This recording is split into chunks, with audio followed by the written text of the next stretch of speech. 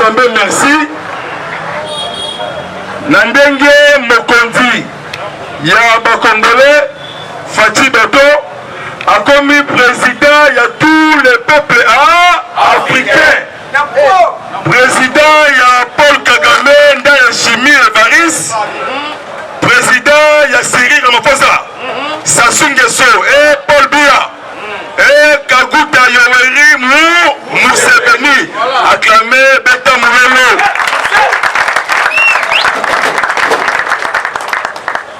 Makambu Oyo et Sengaki Bissou Congolais. Tous à la devant. Soutien Nzambe. La communauté internationale. Et peuple congolais et peuple africain. Meilleur discours historique. 50 ans après. 1967. Le 14 septembre. Marshal Mobutu. Waza Banga. 50 ans après, Fachi Beto, président. Il y a Union africaine. Le bata Bendekolangai. Il y a Équateur.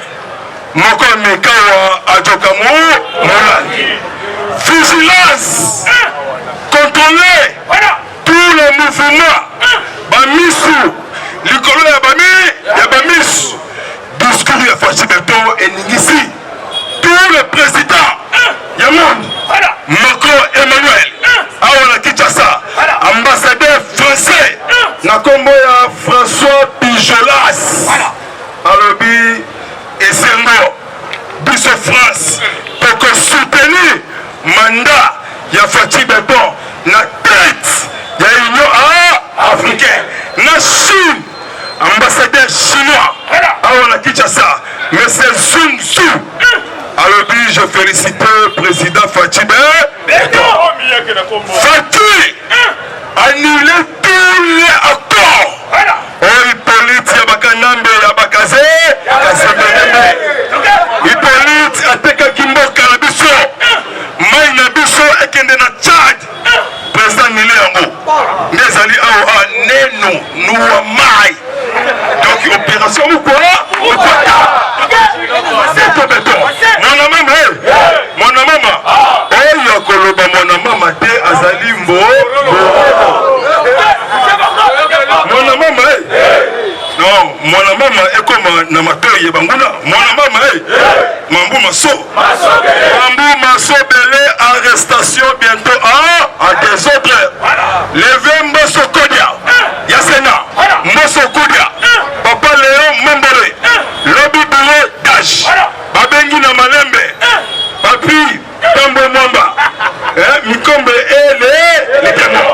Lobby na Malembe Akende na Sena, Asala remise et reprise. Na bureau Dash, Balamo Balomolier, immunité parlementaire. Fachi Beto, acclamé pour le Eke de l'Africain.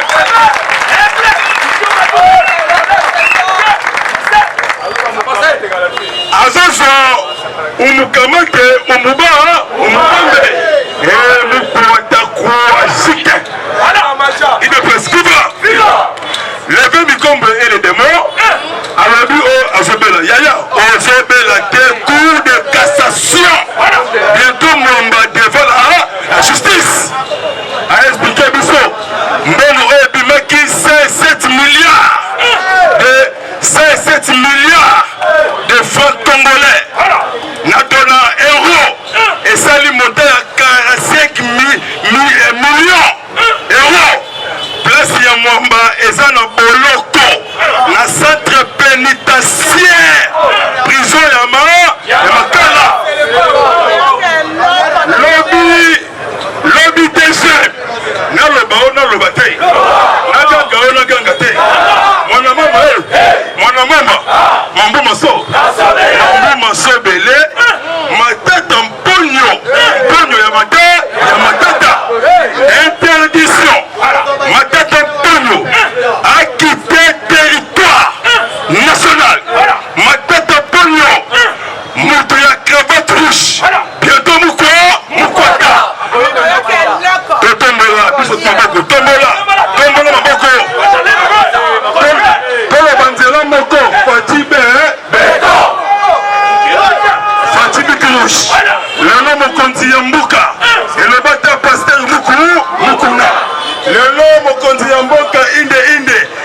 Kinshasa moi. Parce que Congo est aussi dans les boules. Ténèbres. IDPS, viva! Fatih, béton, la lumière, sagesse, historique. Kembona Yahweh. Alléluia. Amen. Oh Seigneur. IDPS, viva! Arrestation bientôt. Interdiction encore. Le monsieur appelé Willy Bakonga. Willy Bakonga, Yabawi, Willy. Solaire. Escroc. On va combattre gratuité. Yassé, enseignement. 12 000 écoles fictives. Chaque mois. Azoyi Babiso Mondo. 1 500 000 $ américains. Déboulonnement. Les animaux mécaniques. Donc, Kevin, et Bandi Moussa, n'est-ce pas s'il y a 2 ans? Et ça, la matière. N'est-ce pas s'il y a 2 ans? Donc, fait, il y a ma Kabylie. Aussi, il y a ma institution. Il ne peut se faire. Kobota, Ezali, elle est. Ma belle copine, maman, Marti Kassalu.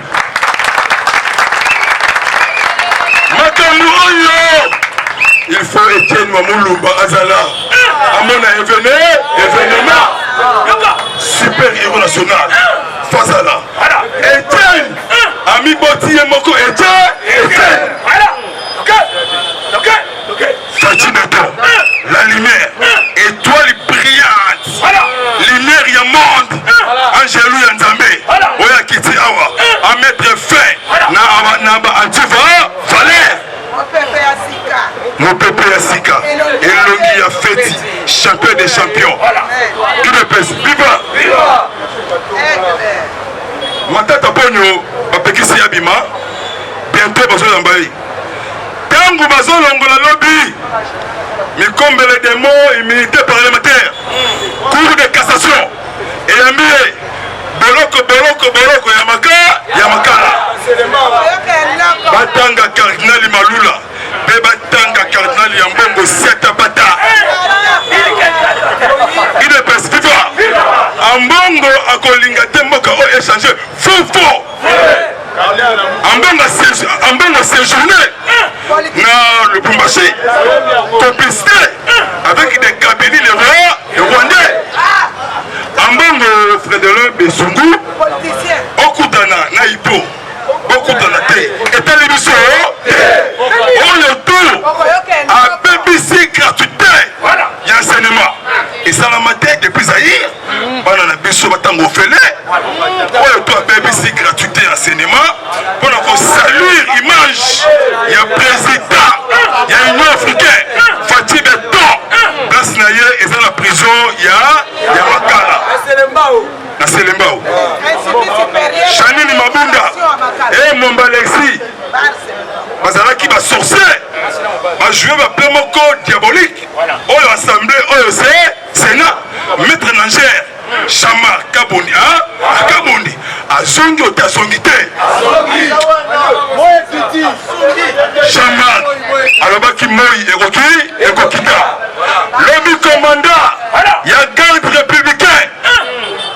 Commandant la garde républicaine. Balongoli tous les barrières. Oza na ba résidence. Il y a Hippolyte, il y a Bakanambe, il y a Bakanambe, il y a Bakaze, il y a Bakaze Benombe. Babandi Chelem. Nzela etikali polé. Betaba les ganga Fatih Betondonoli, Oligi. Bayena Kinga, Kingakat. Bakaeti na Kashamata. Eza na nzela ya Kasumalesa. Nasengi na peuple ya Kasumalesha. Matibisha. Quartier Golf. Kolosi. Loaba. Landela tous les mouvements suspectés. Oya Ipo. Yaba Hippolyte Kanambe Yabakaze. Kasebeleme. Akobi Mate. Oya Sali Akosubi Conséquence. Prison ciel ouvert. Arrestation encore. Secrétaire général. Logements sociaux aux affaires. Disparition. Il y a 800 millions $. Américains. Bakangie, Baté, Naboloko. Donc, quand sikoyo na étape tokoti sikoyo na verbe être au temps présent mukwata na mukwata IDPS viva. Le monsieur appelé Mike Amer Ndita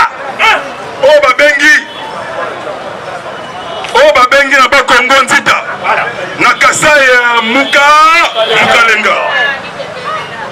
Monsieur Mike Amer séjourné na Est RDC akutani na gouverneur Nord Kivu na kombo ya Caroline Zanza Kasivita basololi pour un problème de sécurité bate Mike Amer micro et ce qu'on s'allie s'appelle là Ganga Makasi Nzambe merci nous me pesi biso fatiliser la population congolaise et peuple africain Fati Beto mwana Nzambe aigle comme on a eu et kokisami aigle ndenge Fati Kotuana na Union africaine ce qu'on a pousser la paix sécurité et développement avec agenda naïe 1963 Oya développement Afrique Mobimba Ekobika na ressources naturelles ya peuple congolais Badou chef de l'État a le bel problème ya Tigré na Éthiopie Sukotala ce mot lobby facile na bureau na lobby na Union africaine costume ya grise ya couleur à soy hôtel sagesse très intelligent hôtel mbinga maman ti papa Etienne wa mulumba Fatima Beto akamé pour la méthode ya mboka dans notre contre l'Union africaine cérémonie na Mopandi président commission de l'Union africaine commission de l'Union africaine oyo ekambami na mama ti Musafaki tanga pesi Ngwende Kagame Leli ministre des affaires étrangères rwandais invité na TV5 abombi yango te alobi bokoti ya Fati na Union africaine la paix sécurité pour na libéra avec accord cadre ya Addis Abeba et signamaki na 2013 le 24 février Etienne Wamulumba na bomoi 8 ans après application la paix sécurité de développement tourner leur pays d'origine Hippolyte Kanambe Sukoyo aza kosamba pourquoi Zali Kosambwa mais c'est Mike Amer alobi Sukoyo États-Unis bazoluka paix sécurité durable na etandi ya RDC alobi na peuple ya Beni ya bino mungulu ezali Monesco te ezali ADF Nalu ezali na bacriminel oyo bazali impliqué na affaire ya corruption contre le groupe armé siko toyeke na élimination na ba ADF Nalu FARDC Lutiko longola semaine wana na Beniville na Beni bakuti ba fausse commune na Beni bravo vraiment pour la FARDC bravo vraiment inspection générale ya finance ba inspecteur ya IGF séjourné na Lubumbashi accueilli na mission ya 20 jours pour la enquête na gestion ya Jacques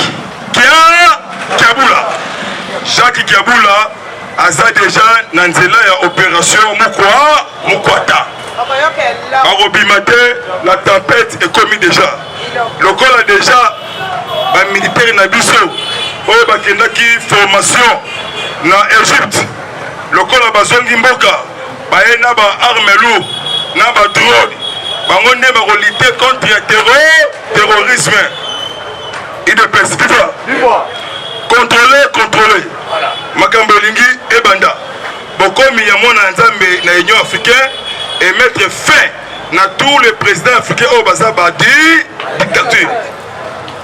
dictateur bango to place na bango eza na boloko ya libanda idps viva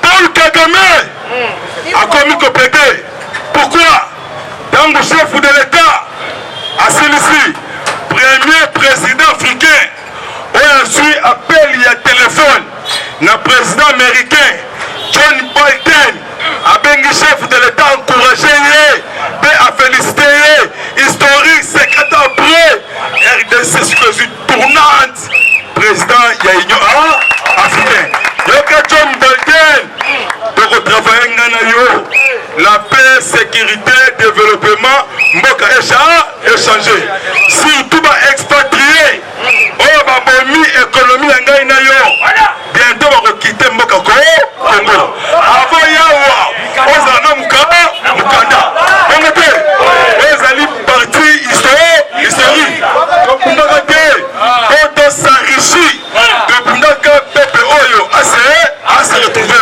babengi yango le peuple état Fachi P F comme frère A comme amour T comme tonton S comme sérieux H comme humble I comme incon Fachi B pour ceux qui l'ont le B530 Tokutana Awa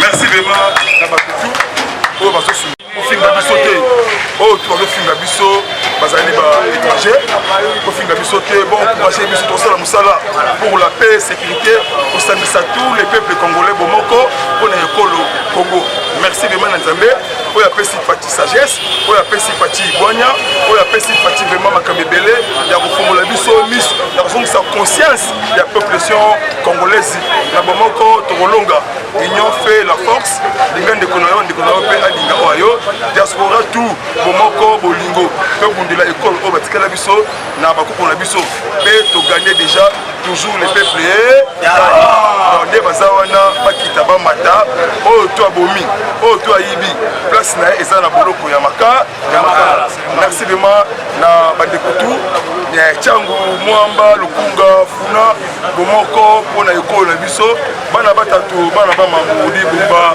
ngandashika kabeya kamwanga titolo kamonya kamako sumbula kabinda bomoko bakongo bandundu bapangi na ngai ya kikwiti idiofa feshi masimalimba ebwenge bana ya bayombe baniva mbotenu en tout cas bomoko vraiment bolingo mpona ekolo équateur guadolite manono boyoma sidi ubangi en tout cas vraiment derrière chef de l'état bokake biloko yoka bopesa confiance na forme ya bwala mboka ekochange tokozala na babelle maison belle voiture oyo toyebi tout okende na boloko tosengi vraiment na général Kassogo commandant ya ville insécurité grandissante au jour surtout dans ma district il y a vraiment chaque jour kuluna barumbu zona kili vraiment même bato baotambola à désordre d'autres tracasseries et makasi vraiment état que général